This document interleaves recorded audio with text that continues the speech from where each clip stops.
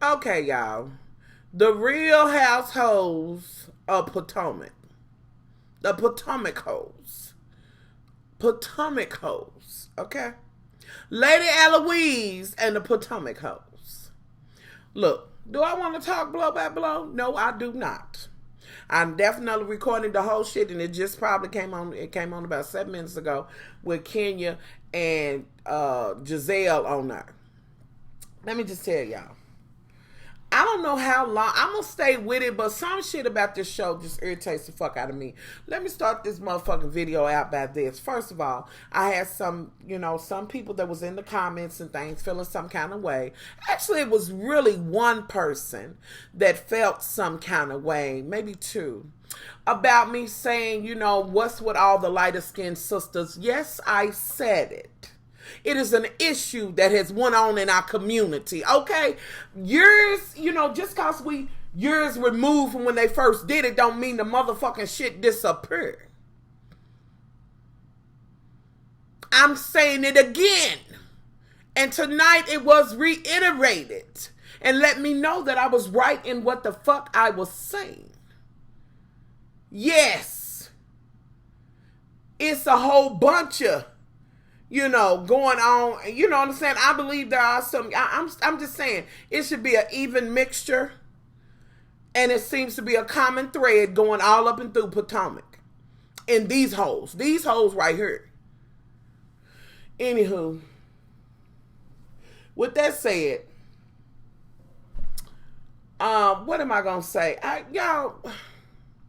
I don't want to motherfucking go bull black bull. I just want to talk about Lady Eloise going and talking to Giselle. Like, Giselle, you better than me. Because I'd have been like, look, Miss Eloise, Mrs. Wrinkles, girl, I tried to bring you and her so that I could apologize and y'all made a big deal. Now on her old ass motherfucking big foreheaded terms, she's ready to come through and say, oh, this and that and other. And Giselle said, well, you are a grown woman, and I thought that we could talk about it. So y'all somewhat worked it through. So I know in and out y'all gonna be into some shit because of what you said early on.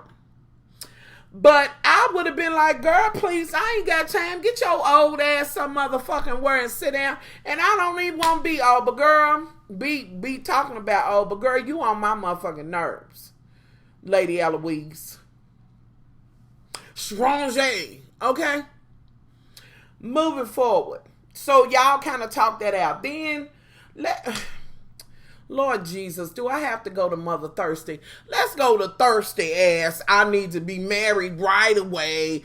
I don't want to identify with any of the black side or whatever of me. You want there to be a whole completely different genre made for you. When it's all said and done, baby, the same thing that you cleave to, that motherfucking one drop shit do count. So whatever, however, y'all, she's not my motherfucking favorite at all. Not at all. Anywho, she apparently was a socialite. She was in the magazine. She's gonna go back and be in some shit.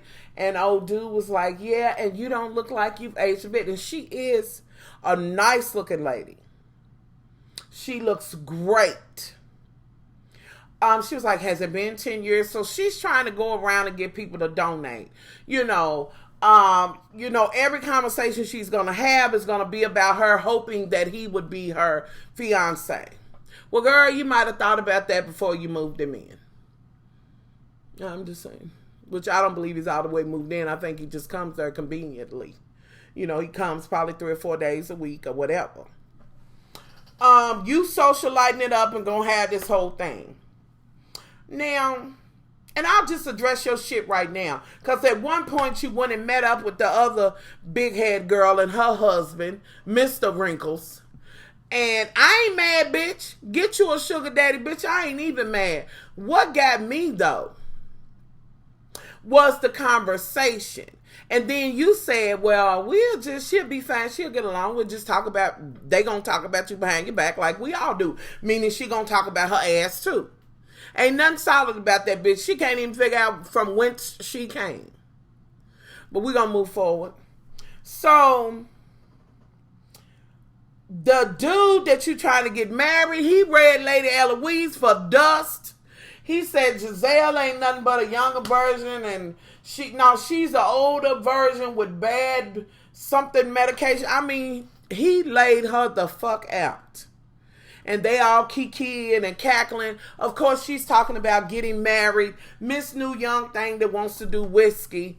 She's over there talking about, well, I actually worked there. And I saw him, and he said he was a co-owner, and I used to watch him on the motherfucking tape. And I'm like, go on, bitch. Bitch, please. Like, you want to be, of course you married right. Get a hold of that old motherfucker and ride his motherfucking ass until that motherfucker break down. Okay. I know. But we're going to move forward. She's like, I would watch him. And she was like, oh, well, I need to take some tips for her. And then she's like, grab the bull by the horn and just ride it. Well, bitch, we know y'all did that. But, oh, dude's just over there like, honey, can I get another wine, please? We're going to need some more. Like, just tired of this bitch talking about getting married. Like, bitch, you had 2 glasses of wine and you still thought you're so parched. Ugh. Anyway, like, I'm surprised that man ain't ran off, but he gonna get you together. He gonna get you together. So we have that. She's still thirsty. Now let's ooze on over to Miss Honey Cabbage that's still with her husband. They live together, but they divorced. You begin to find out a little bit more about their story. She says that when he left, they had some financial difficulties. They trying, she's selling her wedding dress and all of these things. And he's trying to get a assistance coaching job in Maryland or whatever. And, they going back and forth, You get to see that, she talks a lot about how he was growing up. Both his parents passed away from AIDS, and how her parents liked him. It wasn't, they didn't shun him because he wasn't the norm in the Potomac. Anywho, and how he is with his kids, and they was doing that as a union. It's just unfortunate that whatever cheating or whatever went on for them to divorce, that it even happened. Because it's obvious that there's love there, And so he's kind of like, how do you feel about it? They kind of kiki and cackle. And, he asked about the wedding dress. And he said, the things I remember is when you came down, I started crying. And I remember about the dress, you being asleep in it on the night we got married. Ain't nothing. She went to sleep before the consummation. Girl. Anywho. So you get to learn a little bit about them. I thought it was very genuine to see, because, if they pulled out and I was like, okay, it's a Ford Focus. All right, that's normal shit. Like, they ain't really putting on airs or whatever. They struggling trying to make it back to some normalcy. And I appreciated that. Her being forthcoming or whatever with that. She went on to meet up, with her mother, and she's selling the dress and all of that. And they told her, well, since you wore it, it's going to be 40% off or whatever. And she's trying to sell it. And it could very well be, money to help out around, whatever. Do what you got to do. And hopefully he'll get this job and everything will be all right. We know next episode, that big head new bitch, and that bitch got a huge motherfucking head. And I can say that bitch because I have a big ass head too. So I know when I see it. Anyhow, she gonna put her business out there and talk about, like, that was just so not called for, but whatever, bitch. You're also married to Santa Claus, but we're gonna move forward. But I ain't mad, bitch, because get your motherfucking coin. I'm just saying, if you're gonna grab a bull and fuck it and ride it to motherfucking marry, it ought to be a rich bull. Okay. So we have that whole scene. Then we have, girl, she invites them to come, to her whiskey tasting thing and all of this. She's about whiskey and all of that. So Giselle and the rest of the ladies agreed to come, including that highfalutin ass coach's wife that don't have her husband at home. But we're going to move forward. Keep hope alive, babe. But you do got coin boots. You live in a fabulous home. You got all of that. Just love don't live there no more. Just move forward, baby. So moving on along. Who do I want to go to? I can go to Giselle. She's at home. She's gonna go. She's at home with her girls, and I love to see them communicate. I don't give a fuck. I like Giselle. Even though you shaded the fuck out of the new chick and called her a thought, you did act like Lady Eloise. But I like seeing her and her girls, and they walk, and they was like, well, not that dress, and this and that and other, and them talk. I really enjoyed seeing, I love seeing how she is with her girls. And then that one daughter of yours, honey, put them heels on. I was like, ooh, girl, you gonna be chasing after her. They all lookers though. So we have that. Then let's go over to Lady Eloise's chateau. And her daughter's there preparing for the prom and all of that. Y'all, was it me? I kind of thinking, with it being Lady Eloise, that the baby would have been in a different gown. Was it me? But she still looked pretty. You know, she's a pretty girl. So, okay. Let's move forward. She's getting her hair done. Lady Eloise is going through the motions of, oh, my baby's going to be gone. And here in Potomac, it's like when your child goes to college, you know, you just kind of fade. And she's like, not me. You know. And she's, you know, waiting on her to come. Of course, her date came. And y'all, I know y'all going to be like, much love. Did you really? Yes, I knew that her date was going to be white. I did. I really did. I'm just, truth be told, I just have to tell you, yes, I did. But you love who you love. And that is the one thing I did like when Lady Eloise was talking. She was like, I taught her to get, you know, meet somebody because they have this, that, and the third. Now, do I believe that was all? Do I believe that she told her to marry up? You know. Anywho.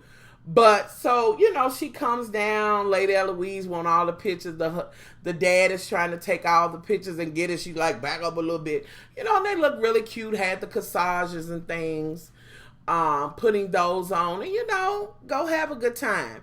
She waves them off or whatever, and they leave. And hopefully they did have a wonderful time.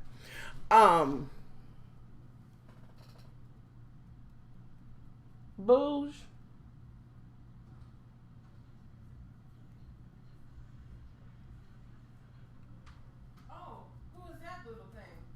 Don't be talking about her.